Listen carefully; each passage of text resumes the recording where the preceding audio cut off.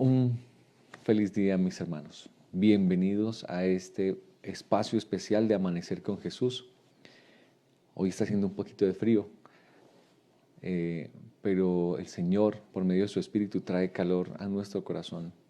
Ese calor de su presencia, de la seguridad de su amor, de su protección. El capítulo de hoy es el capítulo 16 del Deseado de todas las gentes. Tiene como título En su templo. Es una historia impresionante del ministerio de Jesús. De hecho, es un evento, un acontecimiento en su vida que le dio inicio a su misión como Mesías en esta tierra. Y antes de ir al libro, pues quiero ir al texto base de esta mañana que se encuentra en el Evangelio de Juan, capítulo 2, versos 21 y 22. Juan 2, 21 y 22. Dice, bueno, vamos a leer el versículo 19 para que entendamos el contexto. Jesús se encuentra en el templo y dice, respondió Jesús y les dijo, destruid este templo y en 3 días lo levantaré. Entonces los judíos le dijeron, 46 años fue edificado este templo y tú en 3 días lo levantarás. Pero él hablaba del templo de su cuerpo. Por tanto, cuando resucitó de entre los muertos, sus discípulos recordaron que había dicho esto y creyeron en la escritura y en la palabra que Jesús había dicho. En su templo es el título del capítulo en esta mañana, y aunque nos habla de un acontecimiento en el cual Jesús purificó, sacó, vamos a mirar la historia, a gente que tomó el templo de esta tierra como una casa de mercado. Estamos notando que el texto nos dice que se refería a su cuerpo. Dice allí el capítulo 16 que la esperanza de grandeza mundanal se mencionaba, de grandeza nacional se mencionaba con fogoso entusiasmo. Después de que vieron que Jesús había empezado su ministerio, que había sido bautizado, vieron y escucharon, porque empezaron a darse a conocer públicamente lo que había pasado en las bodas de Caná, del milagro. Ahora empezó entre toda la multitud, de voz a voz, a pasar el chisme de que estaba en torno a ellos el Mesías, el poderoso libertador. Así que empezó a sentirse fervor entre la gente de la grandeza nacional que pronto se levantaría. Y Jesús dice allí, que esta esperanza iba a quedar frustrada porque se fundaba en una interpretación equivocada de las Escrituras. Ellos habían interpretado mal las Escrituras y estaban esperando un reino terrenal, y por tal razón quedarían frustrados. Tal vez muchos hoy en día, justamente también por una falsa interpretación de las Escrituras, están esperando algo que tal vez no haya de venir. Incluso dentro de nuestro propio pueblo, como adventistas, podemos estar enfocando nuestros ojos por una visión desenfocada de la Escritura, y podamos estar chasqueados en las cosas que hayan de venir. Por eso es lo importante, como lo notamos aquí en este capítulo, no perder de vista que todo en la profecía y en la Escritura realmente enfoca a Jesús. Dice allí, muchos no podían traer consigo sacrificios. La historia nos cuenta de que el templo, que era el centro de adoración, pues era en un lugar que se llenaba de mucha gente, que era visitado de todas partes del país, y con gente con corazón sincero que venían a buscar a Dios. Y muchos no podían traer consigo sus ofrendas, sus animales. Así que dice allí que para comodidad de los tales se compraban y vendían animales en el atrio exterior del templo. Se había, en medio de la circunstancia y por la necesidad, había acomodado un lugar donde se acomodaban hombres que estaban, digamos así, respaldados por los sacerdotes, y traían animales para vender allí, y traían la moneda que se utilizaba en el templo, que era el ciclo del templo. Entonces era la única moneda que se utilizaba allí, que utilizaban los sacerdotes. Así que los que venían de zonas extranjeras cambiaban sus monedas para poder comprar los animales y así poder adorar en el templo. Mucha gente con corazón sincero venía, pero toda esta circunstancia se empezó a corromper. Y lo que se hacía era que se aprovechaba la oportunidad en el cambio del dinero y la compra de los animales. Dice allí, se aprovechaba, o sea, el cambio del dinero daba oportunidad al fraude y la extorsión. Entonces se empezó a convertir en un mercado allí de divisas y el negocio de la fe. Ah, tú vienes por un cordero, claro, yo te lo tengo, mira, aquí está, este es en defecto, y se lo podían cobrar hasta el doble de lo que realmente costaba. Pero el deseo de las personas de adorar los motivaba a hacerlo, porque ellos sentían que si no se sacrificaba un cordero, pues no podrían ser perdonados sus pecados. Dice que la confusión era tanta que perturbaba a los adoradores, y las palabras dirigidas al Altísimo quedaban ahogadas por el tumulto que invadía el templo. Eh, y aquí yo creo que hay algo importante. Notemos lo que está ocurriendo aquí. Estamos hablando de personas que iban al templo, que querían buscar a Dios, que querían tener un encuentro con Dios, que iban con corazón sincero. Pero muchas veces en medio de la adoración puede haber que gente aún con buena intención no se dan cuenta en qué momento pervierten esa buena intención de servir y de adorar a Dios y se convierte realmente en confusión, en tumulto, dice, y lo que podría hacer para que pudiéramos tener un encuentro con Jesucristo se transforma en tumulto, en confusión, en perturbación que nos impide realmente encontrarnos con Dios. Hoy puede ocurrir eso con nosotros. Bueno, ya no tenemos la posibilidad de congregarnos en un templo, pero puede ser que nosotros, por el afán de hacer las cosas para Dios y queriendo honrar a Dios en las formas, perdamos de vista la esencia, que fue lo que le pasó al pueblo de Israel y a los sacerdotes, a los líderes del pueblo. Y nosotros podemos caer en esa misma trampa, de estar tan ocupados en las formas exteriores y como dice aquí, para darle comodidad a las personas que perdemos de vista que la esencia de todo esto realmente es un asunto espiritual. Dice allí, voy más adelante, dice, Moisés recibió la orden de poner límites alrededor del monte. Ahí está describiendo ahora el templo físico. Cuando están mencionando cuando Moisés se encontró con Jesús en la montaña, les dijo, Dios les había dicho que no se acercaran al monte porque el que se acercara al monte podía morir. Él les dijo, guardaos, no subáis al monte. ¿Qué estaba apuntando eso? Dice, no le tocará mano, mas será apedreado o asaeteado, sea animal o hombre, no vivirá. Estaba refiriéndose a los que se acercaran al monte Sinaí aquel día. ¿Por qué no se pueden acercar al monte? Porque la presencia de Dios estaba allí. Dice, así fue señalada la lección de que donde quiera que Dios se manifieste, que manifieste su presencia, ese lugar es santo. Las dependencias del templo de Dios deberían haberse considerado sagradas, pero en la lucha para obtener ganancias todo esto se perdió de vista. Y nosotros podemos caer en la misma trampa hoy. Ahora, tal vez en este momento no tengamos nuestros templos abiertos, pero dice aquí, en el lugar donde se manifiesta la presencia de Dios es santo. Y no podemos hacer de ese lugar un lugar en el que se convierta en trato comercial y otro tipo de cosas. Hay muchas declaraciones de la señora White donde nos habla de que las dependencias de nuestros templos debieran ser santas, que al salir de nuestros momentos de adoración debiéramos salir en un estado de reverencia, pero muchas veces nosotros por el deseo de compartir, por el deseo de tener compañerismo, perdemos la reverencia que debiéramos tener ante la presencia de Dios. Aquí en este capítulo vamos a encontrar un contraste interesante. Estamos conociendo a Jesús. Venimos de un evento muy especial. Él estuvo en una fiesta, en una celebración, reunión social, compañerismo, pero ahora pasó a otra dependencia, pasó al templo. Y aquí parece ser que la actitud de Jesús cambia con respecto a su manera de actuar. Y vamos a analizar más adelante. ¿Quiénes acudían al templo? Dice que acudían a la fiesta los que sufrían, los que se hallaban en necesidad y angustia. Estaban allí los ciegos, los cojos, los sordos.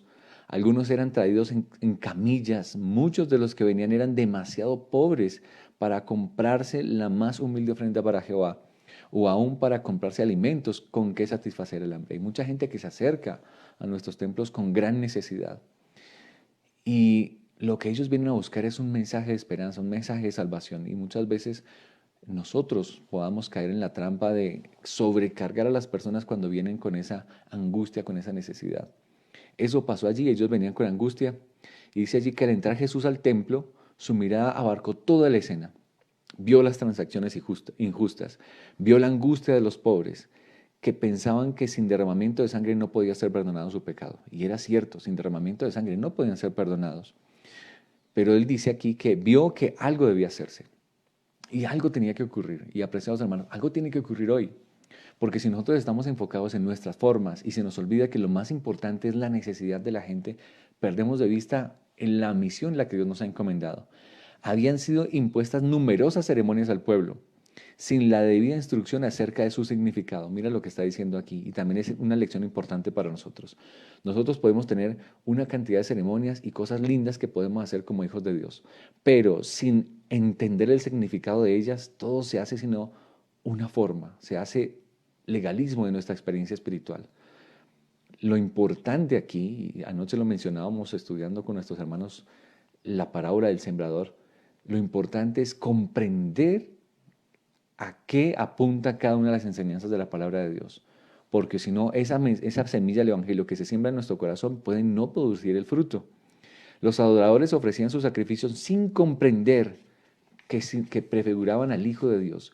Y tremendo, en ese momento se encontraban con la presencia de Jesús. Él estaba en el templo, estaba en medio de los adoradores y ellos no podían percibir su presencia. Y nos puede pasar a nosotros hoy. Puede ser que nosotros participemos, hagamos de nuestros cultos, incluso apreciados hasta de nuestros cultos en el hogar, cosas que simplemente rayan en el formalismo. Hey, levántese, tenemos que orar, cante, ore. Sí, listo, ya hicimos culto. Cuando simplemente se hacen formas y no se entiende que estamos apuntando a la comunión con el Hijo de Dios, puede ser que ese culto espiritual pierda su sentido. Aquí lo dice, el culto espiritual estaba desapareciendo rápidamente.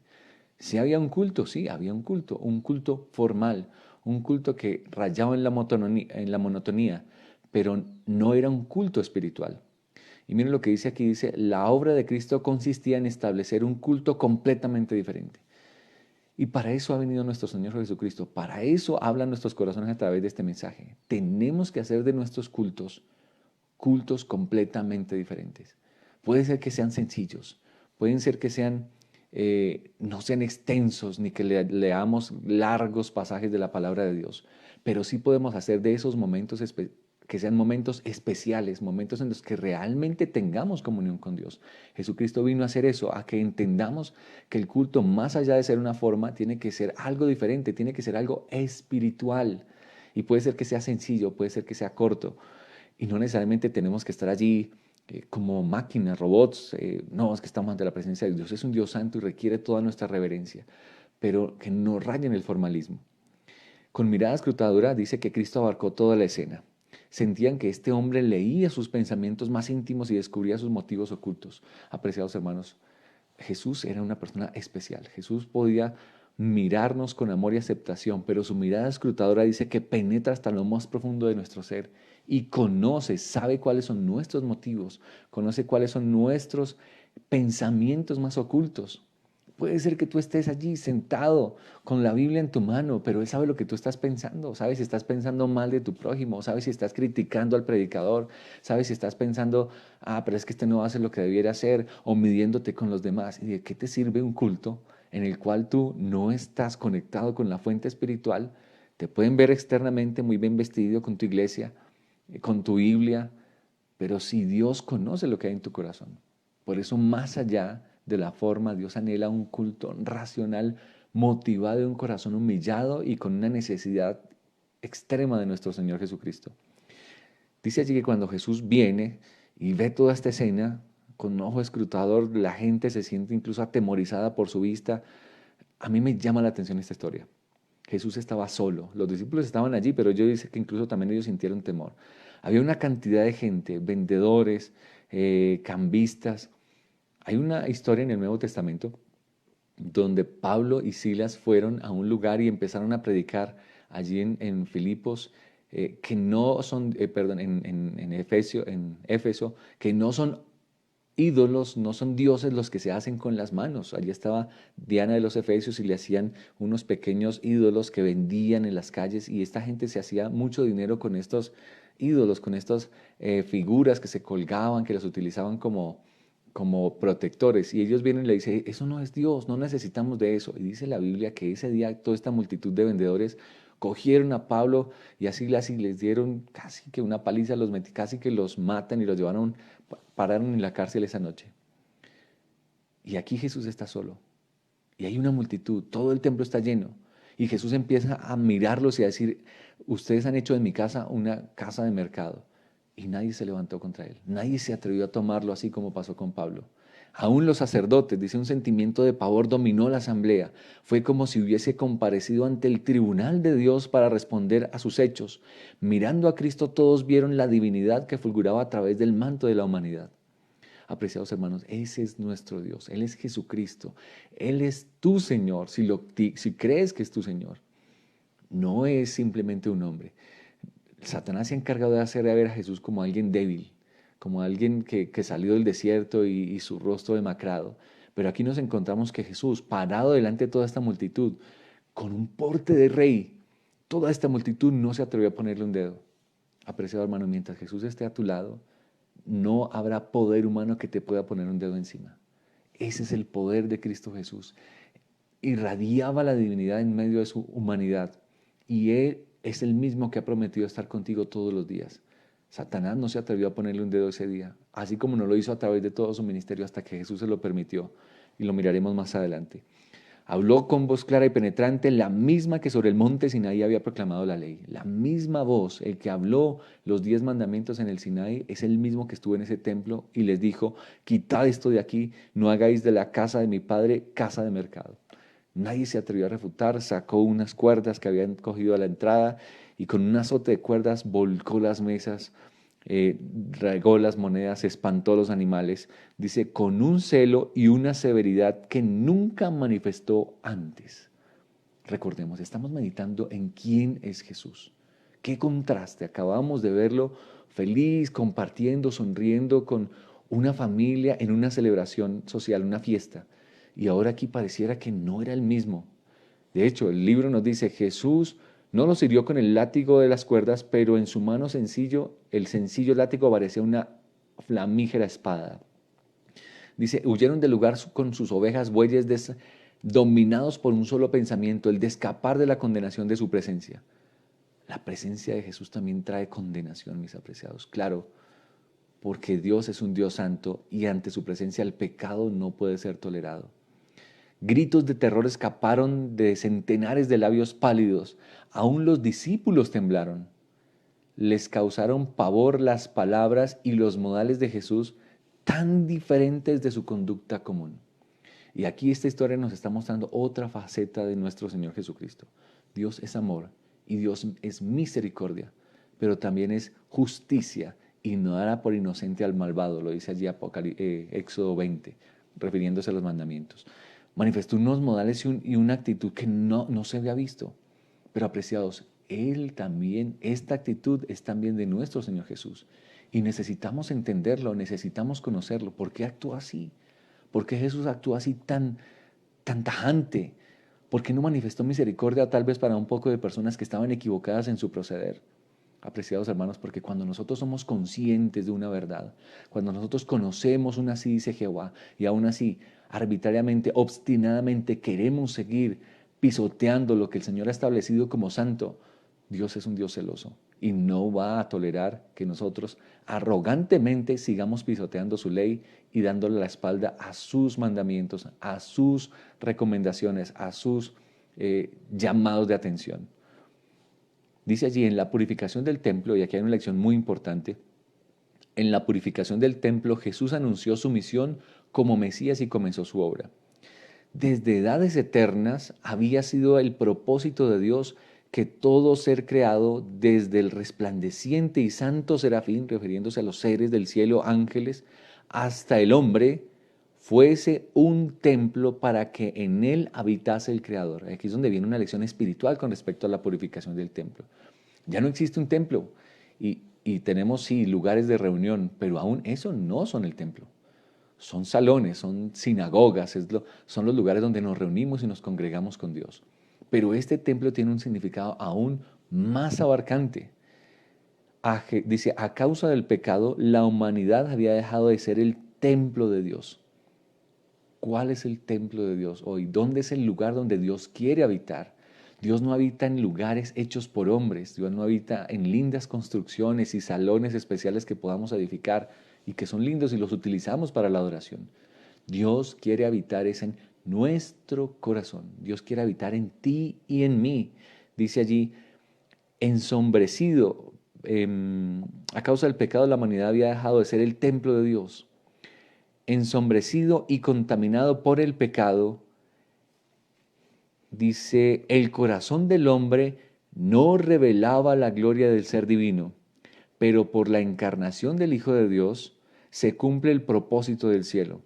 Dios mora en la humanidad y mediante la gracia salvadora del corazón del hombre vuelve a ser su templo.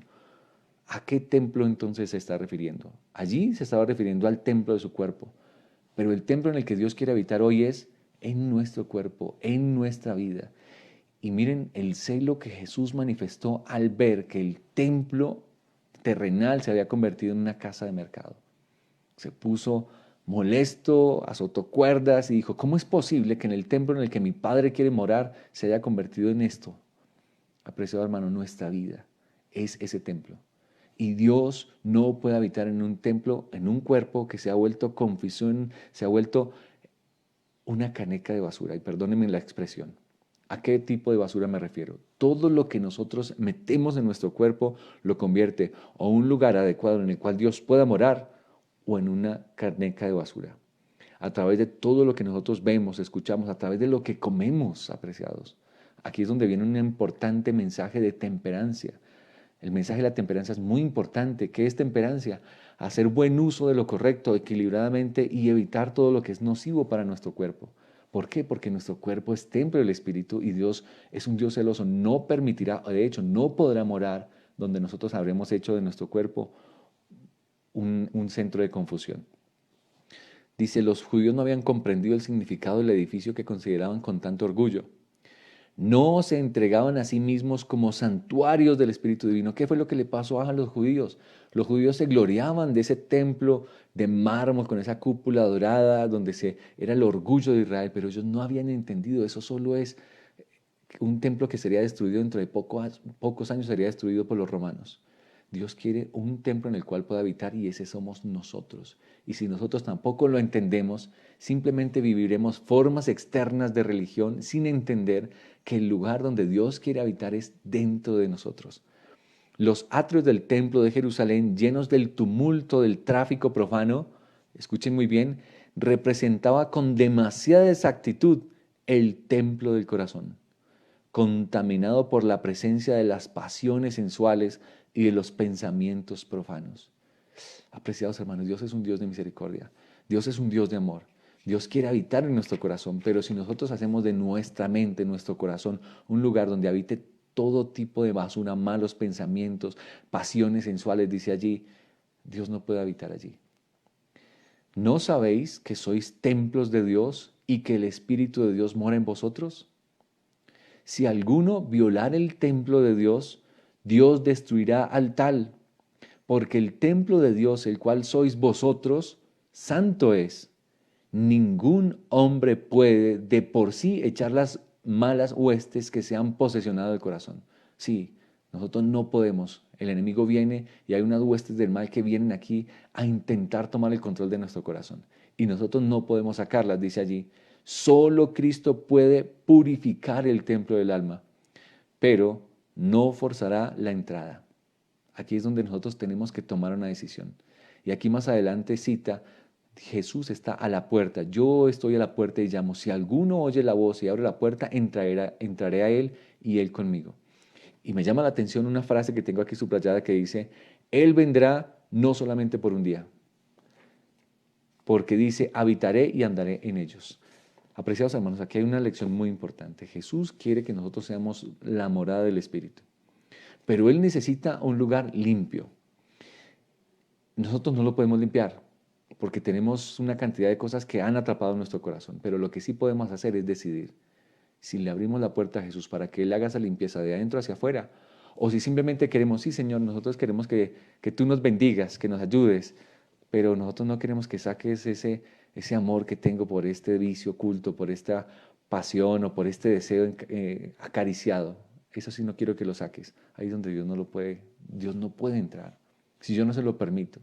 Yo tengo que decidir, y hermanos, hay luchas muy fuertes. Hay vicios que realmente se han arraigado tanto a nosotros que casi imposible quitarlos. Pero si yo decido, dice, y le abro la puerta, dice, entraré a Él, cenaré con Él y Él conmigo.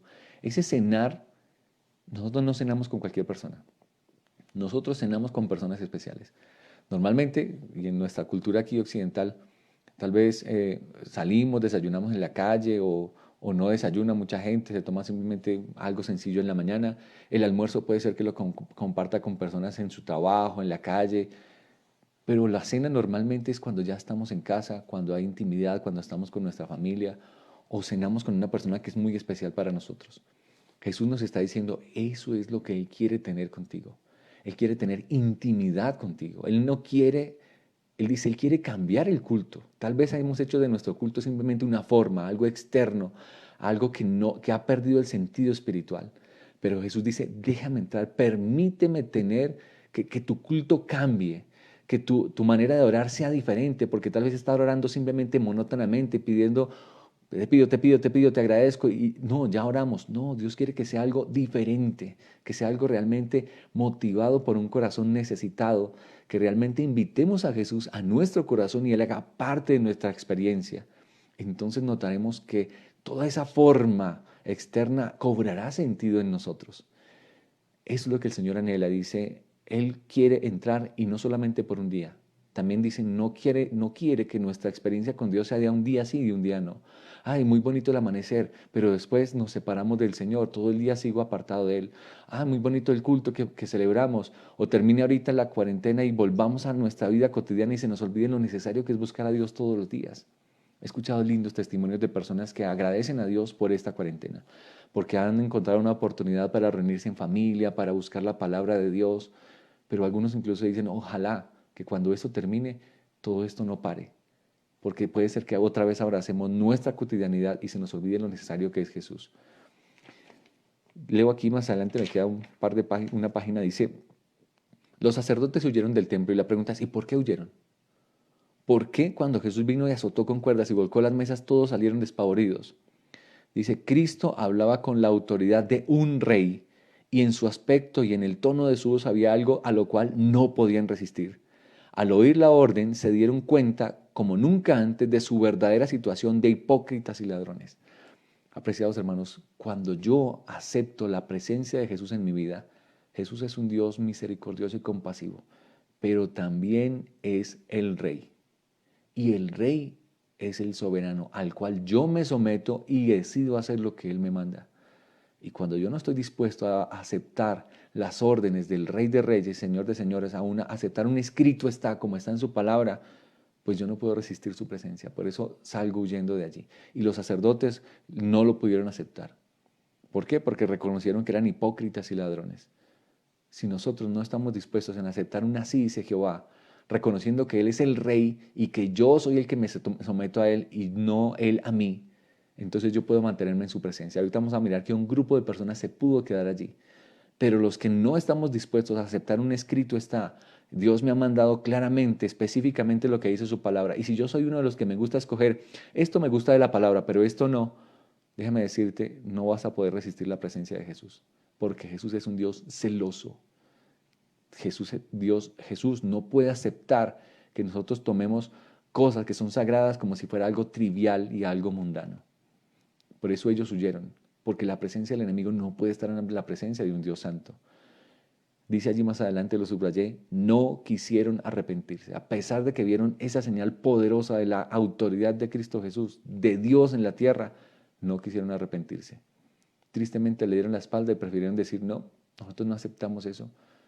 Apreciado hermano, que no pase eso con nosotros. Dios nos está llamando, nos está mostrando, yo te amo, yo volqué el cielo a la tierra por ti, pero entiéndeme, no puedes seguir viviendo una vida de liviandad y pisoteando los mandamientos de la ley de Dios. No puedes seguir pensando que esto de la religión es un juego simplemente de canto y oración y que todo termina allí. Tiene que haber un cambio de corazón, una experiencia nueva en tu vida, o si no, no podrás soportar mi presencia. Y la persona que no quiere simplemente, no se quiere arrepentir, le da la espalda a Dios y recibirán el pago, la consecuencia por sus decisiones. Yo quiero que notemos algo aquí lindo que tal vez la Biblia no nos lo alcanza a reflejar. Cuando ellos huyeron, los pobres quedaron atrás. Y estos estaban ahora mirando a Jesús. ¿Quién se quedó allí? Los pobres. ¿Quiénes son los pobres hoy? ¿Quiénes son los que pueden mantenerse en la presencia de Jesús? Mire, no está hablando de personas que no sean pecadoras. Son pecadoras también. Pero son personas que se sienten... ¿Quién es un pobre?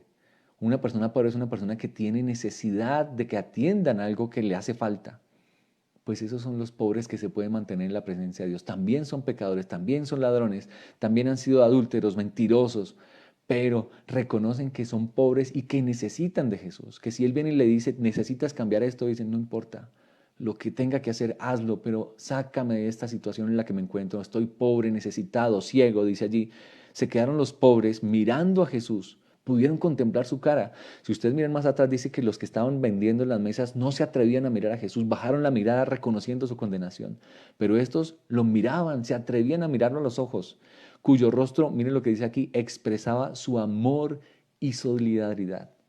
Acababa de azotar las mesas de esos cambistas, pero había personas allí que sí podían estar o se atrevieron a estar en su presencia. ¿Quiénes? Con lágrimas en los ojos, decía a los temblorosos que le rodeaban, no temáis, yo os libraré y vosotros me glorificaréis. Por esta causa he venido al mundo. Si tú te sientes necesitado de Dios, si tú sientes que has pecado, que te has hundido en la maldad de tus pensamientos, de tus pasiones, porque mira, aquí está hablando, es gente, no es gente que no tenga pecado, no se trata de santos, se trata, mire, de gente pobre, ciega, necesitada, enferma, pero que reconocen que sin Jesús no pueden hacer nada. ¿Qué diferencia del culto de los otros a estas personas? La gente se agolpaba en la presencia de Cristo con súplicas urgentes y lastimeras diciendo, Maestro, bendíceme. ¿Su oído qué hacía? No, ustedes también cayeron en la trampa, se dejaron envolver, también estaban aquí comprando y vendiendo, dice. Su oído atendía cada clamor con una compasión que superaba a la de una madre, se inclinaba sobre los pequeñuelos que sufrían. Todos recibían atención. Apreciado hermano, todo el que quiere acercarse a Jesús con disposición a arrepentirse por su pecado, todos reciben atención. Pero aquel que se siente altivo y dice, no quiero, esto no lo quiero cambiar, no podrá soportar la presencia del Señor. Dice allí, los concurrentes relataban la historia de dolor que habían sufrido, sus esperanzas frustradas, de los días penosos y de las noches de insomnio y de cómo cuando parecía haberse apagado la última chispa de esperanza, Cristo los había sanado. Apreciado hermano, usted puede sentirse en ese momento donde siente que las noches son de insomnio, esperanzas frustradas, días penosos, momentos de tristeza, de desolación, de angustia, pero dice, si tú te acercas a Jesús, como esta gente se acercó pidiéndole, Maestro, Maestro, bendíceme. Tú eres mi maestro, no soy quien para enseñarte. Tú eres mi Señor, el Rey de mi vida. Cuando yo me acerco hacia Jesús, dice, todos son atendidos y todos pueden recibir lo que están buscando. Es el Cristo de Dios, es el Cristo de Dios y dedicaré mi vida a su servicio. Esa es la determinación que toman estos pobres. Él es el Cristo de mi Dios, o sea, el mensajero, el Mesías. Dedicaré mi vida a su servicio. Había padres que decían a sus hijos, Él salvó vuestra vida, alzad vuestras voces y alabadle. Que era lo que decían los padres a sus pequeños, les enseñaban, mira, es Jesús, es Dios, es el momento en el que debemos reconocerle, alabarle, adorarle, no manifestando irreverencia, sino al contrario, manifestando eh, todo el respeto, el amor a nuestro Dios que nos salvó. La esperanza y la alegría llenaba sus corazones, se unían en agradecimiento y alabanza. Apreciados, esa es la experiencia que podemos tener hoy.